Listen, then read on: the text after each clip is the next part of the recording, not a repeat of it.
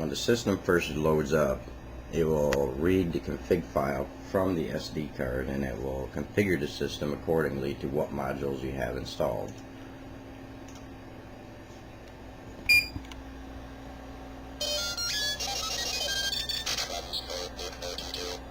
As you can see there, the DHCP being enabled, it automatically acquired an IP address from the network.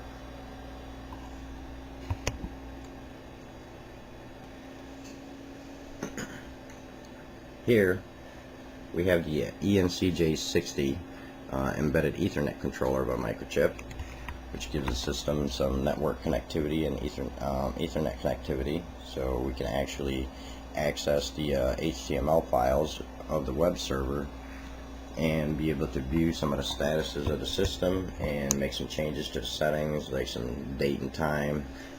You can toggle some of the IOs on or off. Right now the web interface is very basic. I did not spend too much time on that, considering that it's not really necessary to get the system up and functional. Once I get the whole system complete, then I will work on some of the little frivolous things such as the web interface. But right now it does give me some internet connectivity and network connectivity, and when it's running a SNMP agent, any network management software or application could actually access the system and view its status and that kind of stuff. Here we have the digital temperature sensor, the DS1721 digital thermostat. This is connected to the PIC32 through an I2C port, or I2C, or integrated circuit, whichever you refer to. And with this is used in conjunction with the water valve controllers to get the temperature of the water to the preset temperature that the user specified.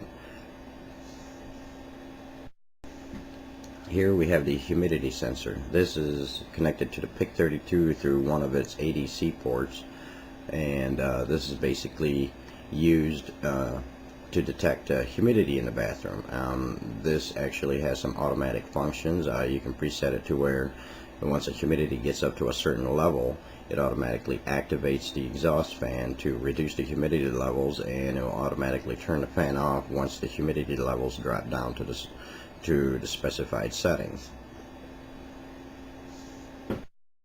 And here we have the flex sensor, which is I kind of have it linked to the PIC32 starter kit green light just so you can see when it receives an input.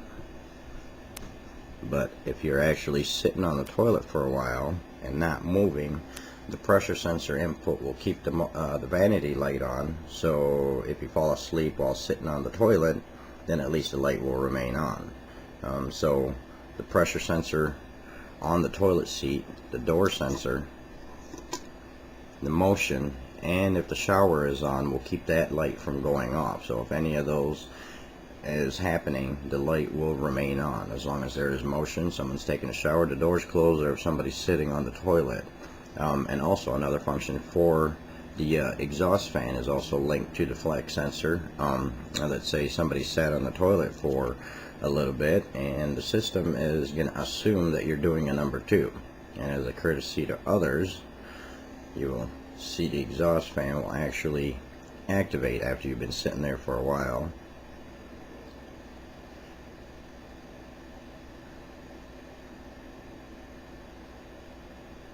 As you can see, now the exhaust fan is on. Basically, in case you're dropping some bombs, as a courtesy to others, it's going to keep that, exhaust the fumes out of the bathroom. And the exhaust fan will actually stay on now, even after you get off the toilet, until you leave the bathroom, or until you toggle it off manually.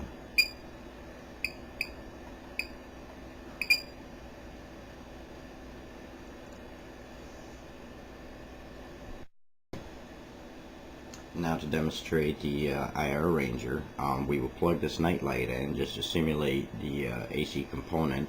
We'll plug this into the outlet labeled faucet. And as you can see, when somebody places their hand within a certain distance from the sensor, the light, as you can see, turns on and off. And that's all that does. The infrared ranger is only used to toggle the output of the faucet on or off, and it only turns on when it detects a presence within a certain distance.